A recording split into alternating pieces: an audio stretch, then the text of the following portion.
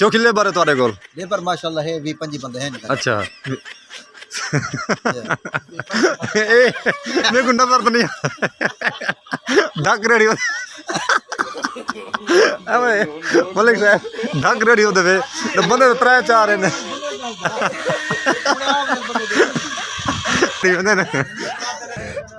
ऐसे ही काम में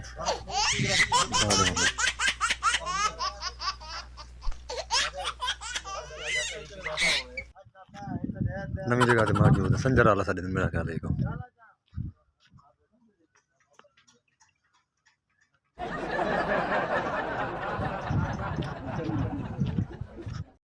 अस्सलाम वालेकुम रहमतुल्लाहि व बरकातहू। मैं हाँ मोहम्मद अदनान और तुसां दे मेरा यूट्यूब चैनल खुला उम्मीद करना अल्लाह के करम नाल अल्लाह के फजल नाल मैं भी ठीक हाँ और तुसां भी ठीक हो। तो सब तो पहले मेरे चैनल को सब्सक्राइब करे सो लाइक करे सो तो करे नई वीडियो स्टार्ट।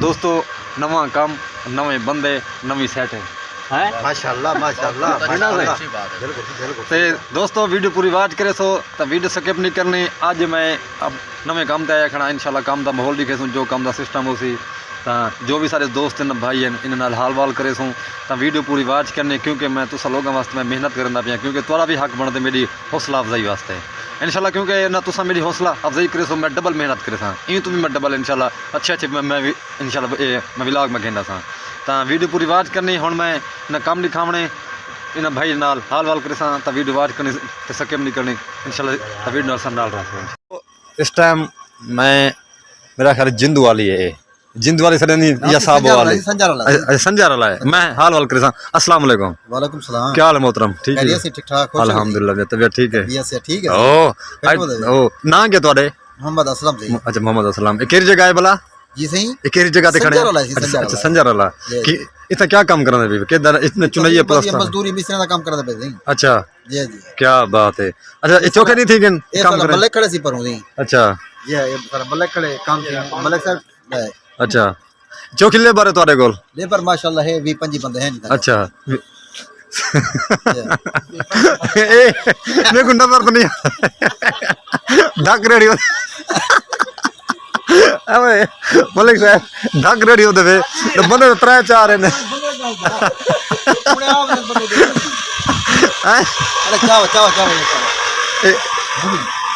हाँ सही ये कितने बंदे पीवे भाई यार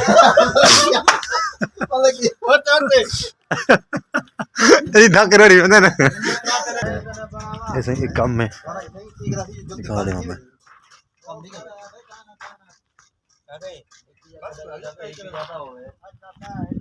नवी जगह से मौजूद है संजर वाला साढ़े दिन मेरा ख्याल है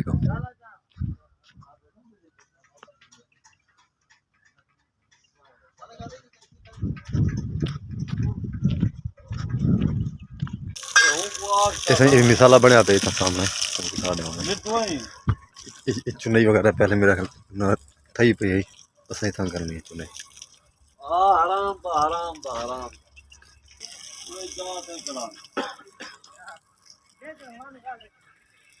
सारा उस्ताद ही खड़े सामान चीज खड़े सर क्या हाल है? ठीक है तबीयत ठीक है अल्हम्दुलिल्लाह खैर खैरियत है काम शुरू है सही अच्छा